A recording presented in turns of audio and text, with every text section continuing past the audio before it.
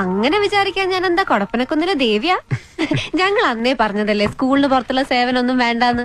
അപ്പൊ എന്താ ഒരു വാശി, എന്താ ഒരു നെഗളിപ്പ്.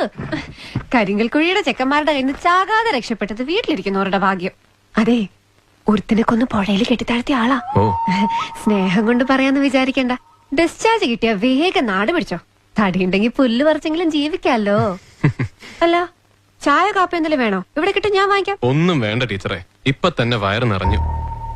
1 കിലോ ആപ്പിൾ ഓറഞ്ചൊക്കെ വാങ്ങിയതാ. എന്നിട്ട് എവിടെ? അല്ല, അതാ പറഞ്ഞ മാഷ്ക്ക് കഷ്ടകാല എടുക്കാൻ മറന്നുപോയി. അപ്പൊ കേട്ടത് ശരിയാ. എന്ത്?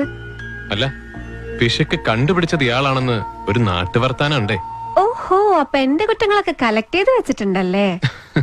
ഇതുപോലൊക്കെ ആയാലേ ജീവിക്കാൻ പറ്റും മാഷേ. പക്ഷെ പിശുക്കത്തിന്നൊരു പേര് വീണതുകൊണ്ട് ഗുണമുണ്ട്. ഡൊണേഷൻ ഗണേശൻ എന്ന് പറഞ്ഞാൽ ആരും എന്റെ അടുത്തേക്ക് വരില്ല. എന്ന് വെച്ചൊരു ചായ പോലും വാങ്ങിച്ചു തരാത്ത ആളൊന്നും അല്ലാട്ടോ ഞാൻ. വേണോ? എനിക്കൊന്നും വേണ്ടേ എന്റെ കൊടപ്പനക്കുന്ന് ദേവിയെ. അപ്പൊ ഞാൻ ഇറങ്ങാം. മാഷിന്റെ അത്ര പ്രായമൊന്നും ഇല്ലെങ്കിലും ഉള്ള ലോകപരിചയം വെച്ച് പറയാം.